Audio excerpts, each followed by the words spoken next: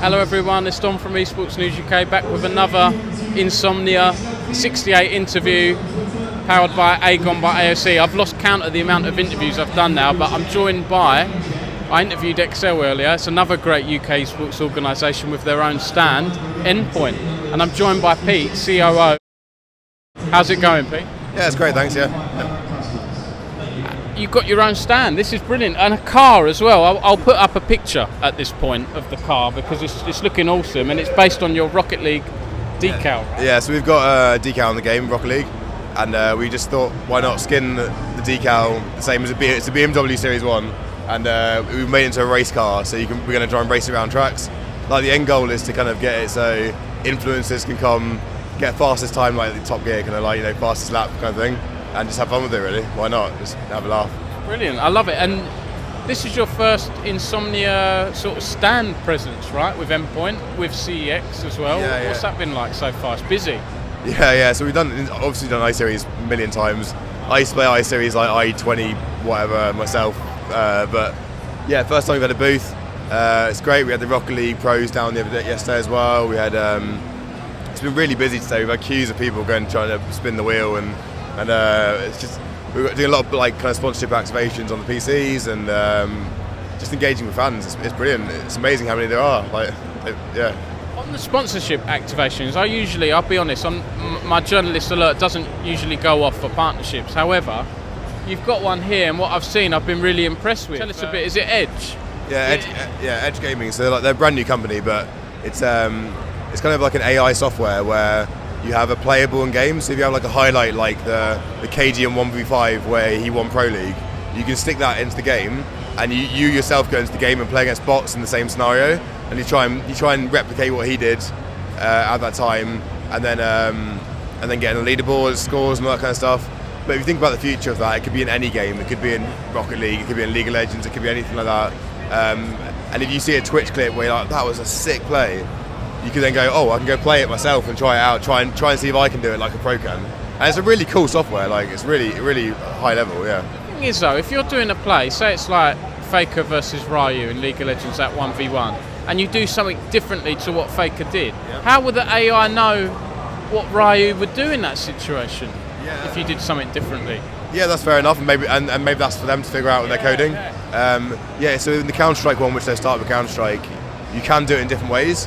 And you can beat the score by doing it in different ways. It's based on multiple factors like time, amount of shots you take, headshots, all those kind of factors really. So if you can try and do it in a quicker time than is actually done in the game, in the highlight, you might get a higher score. But yeah, I think that's got great potential. Honestly, I'm interested in that. So you're doing some activities here, leaderboards. So you're getting people on the stand to relive these moments. Is it surreal in CSGO? Yeah, so yesterday we did the 1v5 Yak and Da on Vertigo, which is really fun. Today we're doing Surreal, got a PT50 Ace on Train. Tomorrow we're doing a Nexa Ace as well, and so on. And then hopefully we get people to sign up, which means they can then go on their PC and they can play them all themselves for fun. So it's all free and sign up, and but yeah, well, that was one activation to be done. Now we're going on to the next one, which is just an aimbots challenge. But get 100 kills as fast as you can, and we're actually giving away a Noble chair for it as well. So yeah, it'll be fun. Yeah. And talking of esports, you've recently won a 9th ESL CSGO Premiership for UK and Ireland. So congrats for your 9th one. And it's getting to the point now where that's no longer news for me. If you guys lose, then that becomes news. It must be nice to be known as like the sort of central esports org in UK CSGO. Yeah, I mean, it was 7 in a row as well, which is nuts. I can't believe that. You think there's variance in it to some extent. 7 in a row is crazy, which is really, it's a huge achievement. The guys play it nowadays to get into the ESL Pro League qualifier, which we've got. That'll be a LAN event in 2 months' time as well, which will be fun in Sweden. The main focus right now, though, for us is the RMR. So if you're into UK esports, follow us. We're trying to get to the major for UK Counter-Strike, which will be absolutely massive, it'll be huge. And stickers in the game. I've played Counter-Strike since I was a kid. If I get stickers in the game, I'll be dead. I love it so much. We're close. So we'll see. You know what? I did a little story on the EU RMR rankings the other day because there's going to be Shocks and James Banks on the desk introducing Endpoint. Amazing, yeah. Esports royalty, that's what you like to see. And listen, you've been in the Pro League briefly. Yep. I guess what you beat a few teams. I think I remember you beating Fnatic. What learnings did you take from that? If you do get back there, is there anything you will take learnings from, or reach that next level? You seem to have some good stability with a core group of players. Yeah, so we beat Fnatic and EG, which is great. We actually did really well in the group of death. Unfortunately, the system where ESL Pro League is, it's kind of broke. Like, it's franchise teams. If they come bottom in the group, they get into the next Pro League. Otherwise, however well we're done, you get kicked out and you got to qualify again, which is a bit harsh. At the same time, yeah, we've got a really good group of stability players. So we've got Max, Surreal, and Crucial, who've been with us for ages. We call them our legacy players now so we've made our contracts out that like they help harness talent and they get a piece of that if we sell them on or anything, which we don't really want to do. We want to get the talent and keep them, but sometimes it can be hard. You got to grow at some stage. And we're using these sales to grow further and further to get to the stage where we won't have to sell anymore. And we're not really like an organisation where we've got massive VC funding, and we've managed to. Me and Adam have done this from like our own, back pockets, our own wallets, and for the last 5 years. And we're actually profitable for the last 2 years, which is great.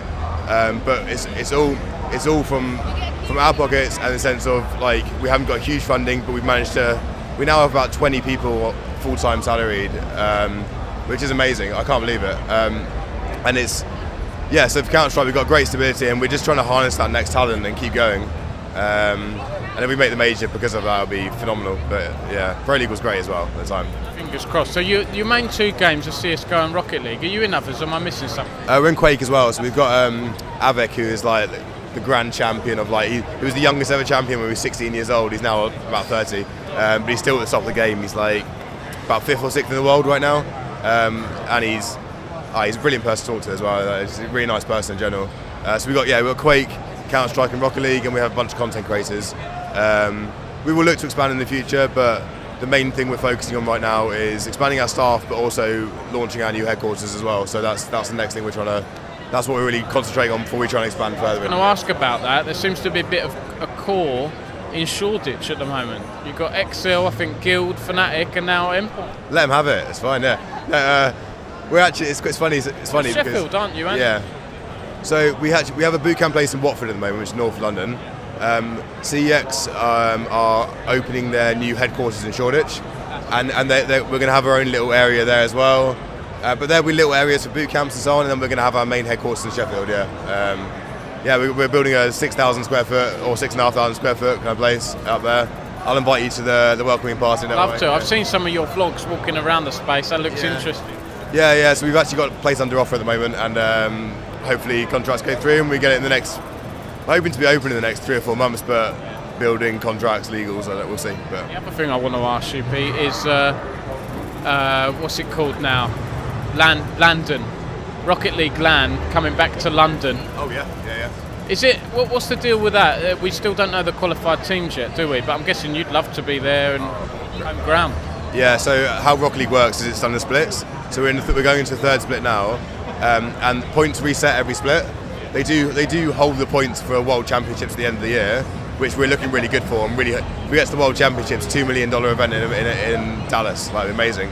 But the major, so the splits just restarted, 0 points for everyone, 300k regionals, and if you get top 5, you get to the major. So we've made the first 2 majors, which is brilliant. Top 5. We were number 1 in Europe for the first split, number 4 in Europe for the second split, and so we need to get top 5 again. And London crowd will be, having a home crowd will be unbelievable. Yeah. Is there anything else you'd like to add, Pete? It's been a good chat. I've personally been excited by the progress Endpoint has made. I remember one of my first interviews for Esports News UK was with Adam, and it's been great to see your journey. And you've helped, I think, UK CSGO as well. I don't think enough people give you credit. UK CSGO had a bit of a maybe, for want of a better word, sort of unprofessional nature to it, or egotistical and difficult sort of space. Certainly difficult for me to navigate, and I feel like you've elevated it a bit, It still has about it. It still needs to do better. We're trying with like obviously Endpoint teams for the professional side of things. The UK, I see we have a hub, which is helping as well. But it's a long way to go. Yeah, I just think thanks for the interview. I just want to shout out some of our sponsors because we've got CEX have been fantastic. You talk about like helping UK esports, and we're helping them. Any of the people that sponsor, even us or any of the other organisations, XL, ITB, anyone, sponsors are the ones that actually help UK esports the most because they bring money into it. So, Sex has been fantastic. Beyond, Thrustmaster, Noble Chairs. We've got you guys at Edge. Socio's our fan token as well. Like all helping UK esports. And I hope people see sponsorship posts, even if it's not from us, and like them because it's like that interaction with sponsors. They love it. There's nothing like esports, and if you want to see esports grow, that's how you help it. Is you help, So Completely agree. Thanks a lot, Pete. It's the same if Dom gets a sponsor at UK. I'm here because Aegon by AOC have helped me. So like this YouTube video, because you help that the newspaper grow, or newspaper, online, whatever, help it grow, and that's what helps UK esports grow. So if there's a sponsorship behind it, honestly, just like away, and I think it will help everyone. So. And I think it's improving the sponsorship we're getting in the UK slowly but surely. It's improving. We're getting bigger brands on board, and onwards and upwards for UK sports and for Endpoint. Yeah. Thanks for your time, Pete. Cheers. Have a good event. Yeah, you too.